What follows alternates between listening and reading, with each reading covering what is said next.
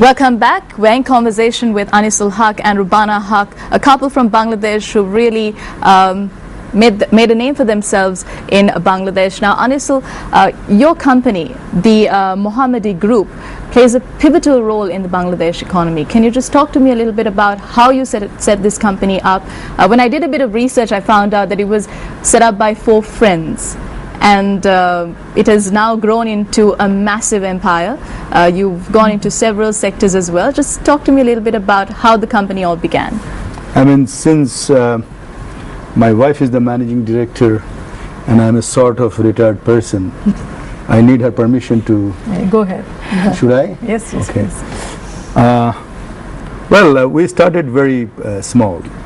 I was a half unemployed man when I came out of the university, and then I was actually with the television, and television really gave me throughout my life a very big opportunities, and naturally when you are a little bit known face, it helps you always. I was as I told you, unemployed guy doing television regularly as you do.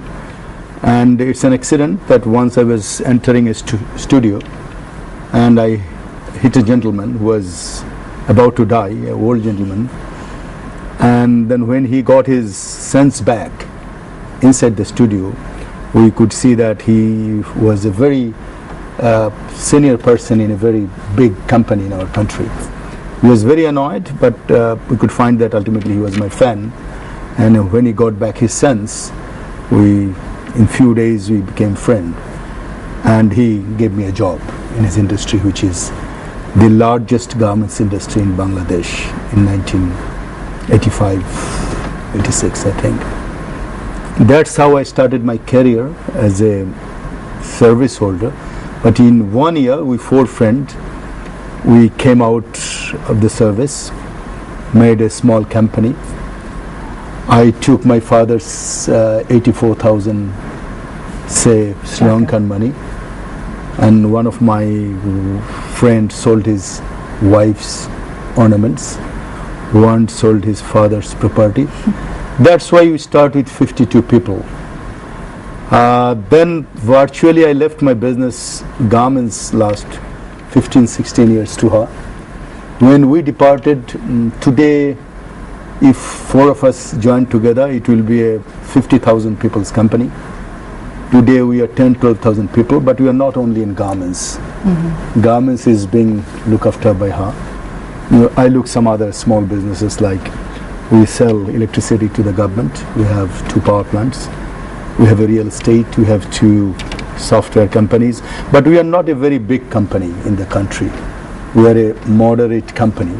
But what we think, we enjoy $1 billion goodwill in the country. I mean, balance, I think I'm not permitted to say, because this much I know that I can tell. Beyond, if I have to go back home safe. Please. And Rubani, you handle the garment section of the company. And the real estate too. Okay, so how's the garment industry in Bangladesh? Well, it's one of your main industries. Oh yes, yes, it's a massive industry. It supports our economy completely, and it's growing. And it's growing. I just heard today that a couple of Sri Lankan firms have already invested in Bangladesh, who are really doing well in Sri Lanka. So, you know, that goes to prove that Bangladesh will see a surge in garment going forward. And I mean, everything is basically going in favor of garment growth in Bangladesh. True that we have a little bit of hiccup in terms of infrastructure, but somehow or the other, the business community or the entrepreneurs in Bangladesh, we have a sort of a resilience and an indomitable spirit that basically help us to overcome a lot of political turmoil or any obstacle or hurdle that we often come across. We have strikes, we sort of have risen above them. We have floods, we've risen above them. We have a little bit of instability from time to time. We overcome that also with a lot of courage. I think as a market, Bangladesh will continue to grow considerably in the near future. May I? Absolutely. Really? Yes. Okay, I would say that because I am a forerunner of this industry, I would say that governments is the heart of the economy of our country. If you touch a fourth person, the fourth person in the city, you will always say he's related to the garments. This has totally changed the sky of Bangladesh economy. Today, nearly 3 million people are directly involved in the stitching. When 80% of 80% of the total export, which is somewhere near 26 billion, 80% is one product, which is not again very healthy, but that is the reality. I mean, and the whole subsidiary or linkage industries, spinning, I mean, you tell everything till the banking. If garment collapses today, port collapses, because 78% of the port is used only for garment, one product. If the garment collapses today, the transport industry collapses. The bank will collapse. Wow. At any point of time, Bangladesh Bank, all banks have an exposure of around 13 to 14 billion dollar outside Bangladesh. So if government collapses, everything collapses. And if you see today's world economy, the way world economy is moving, China is number one for sure, but there will be always China plus one. And that one is Bangladesh for sure. If we can, cross over the political struggles that we have a third world country like this. So that's all. There's the major pivotal force to run our economy. On that note, we're going for another short commercial break. We'll be right back. Welcome back. Adisul, now you have held a lot of high-profile roles in Bangladesh. You've served in the board of Bangladesh Garment Manufacturers Association. You're the president and vice president of the BGMEA. And you're the president of the Federation of Bangladesh Chamber of Commerce and Industry. And you provide a lot of input to policymakers in creating economic policies in Bangladesh. Just talk to me a little bit about that. I shouldn't say that I really provide a lot of inputs to Bangladesh economy, but I'm a part of it, for sure. The government at least cares what we say. I have seen how this industry grew. If you say the garment industry, it grew over two basic advantage. One is a bonded warehouse system. A country like ours, in those time in 86, 87, we had no foreign currency reserve. So government allowed us to import against an export LC, and we introduced bonded warehouse system.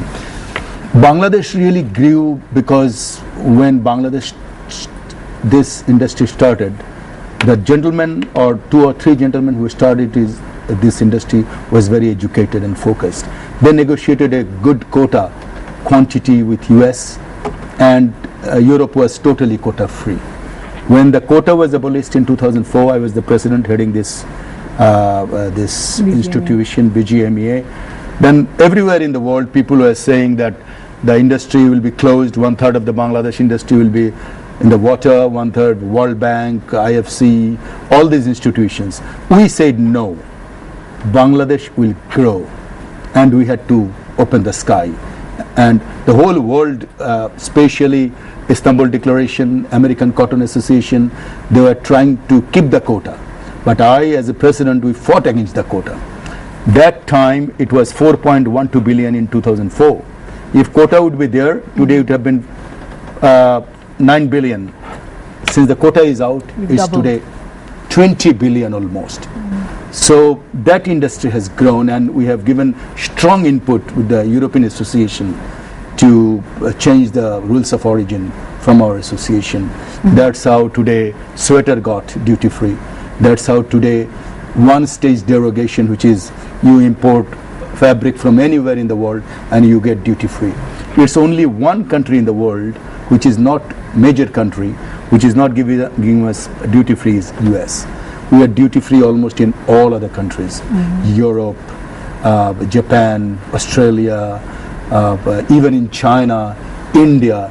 So sky is the limit for Bangladesh, and Bangladesh economy, I would say macro economy is doing good. And it's also been dubbed as the fastest growing economy I in think the so. world. If you see in the Far East Yeah. or the Southeast, One Bangladesh, of the fastest growing. yeah, one of the fastest, because over last few years the GDP growth is over 6%. If we keep this 6% GDP growth another 4 or 5 years, Bangladesh will hit its Millennium Development Goal. Out of the 8 major sector of Millennium Development Goal, like poverty, education, health, 4 major sectors, Bangladesh is doing very good. Yes, there are strong political hiccups, but we live with that like Sri Lanka do. I mean, you agreed that Bangladesh is one of the fastest growing economies in the world. Now, but I visited Bangladesh recently, and I noticed the infrastructure facilities there, the road systems. It doesn't.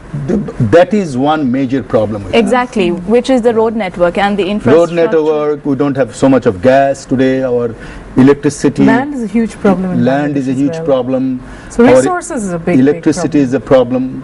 Last 4 years we have grown almost double that we had over last 40 years.